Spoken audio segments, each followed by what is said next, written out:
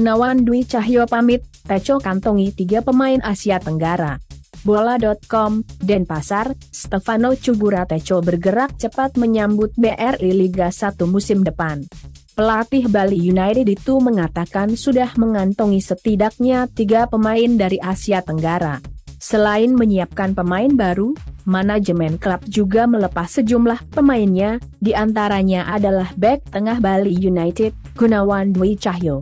Melalui unggahan di akun Instagram pribadinya, mantan bek tengah Persija Jakarta ini mengucapkan terima kasih. Hal ini menjadi sinyal kontrak Gunawan tidak diperpanjang oleh manajemen Bali United. Di kolom komentar, official hingga pemain Bali United seperti Ilijas Pasojevic, Rizky Pelu, M. Rahmat, Lerbiliandri Pongbabu, hingga Yabes Roni Malaivani ikut berkomentar. Belum ada keterangan resmi dari manajemen Bali United termasuk Gunawan Dwi Cahyo sendiri. Memang diketahui Gunawan hanya menjadi penghangat bangku cadangan, bahkan tak sekalipun main musim ini. Sejak 2021, ia mengalami cedera lutut yang mengharuskannya absen kurang lebih 1 tahun. Baru saat uji coba menghadapi Persis Solo di awal tahun lalu, ia menjalani debutnya bersama Bali United. Selain Gunawan, beberapa pemain diisukan hengkang. Misalnya Nadeo Argawinata dan Ardi Idrus. Nadeo dikaitkan dengan Borneo FC dan Ardi Idrus diisukan merapat ke Dewa United. Terkait pemain yang habis kontrak di Bali United pada April 2023, Teco belum bisa berkomentar terlalu banyak. Yang jelas, Teco menegaskan jika sudah ada pembicaraan dengan pemain-pemain incaran dan pemain yang habis kontrak pada April 2023. Kalau masalah ini, tanyakan ke manajemen. Yang saya tahu, pemain yang selesai kontrak sudah bertemu dengan manajemen.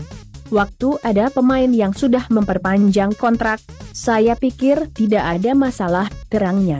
Teco juga menjelaskan bahwa Bali United sudah memantau atau bahkan sudah mencapai kata sepakat dengan pemain-pemain incaran.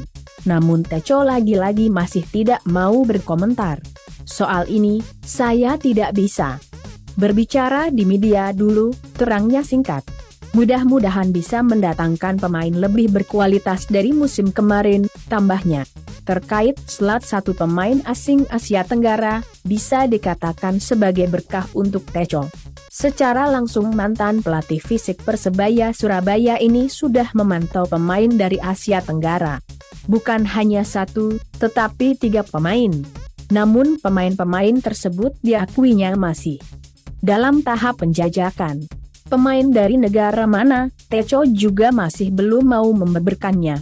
Saya belum mau bicara apakah sudah kontrak pemain atau belum.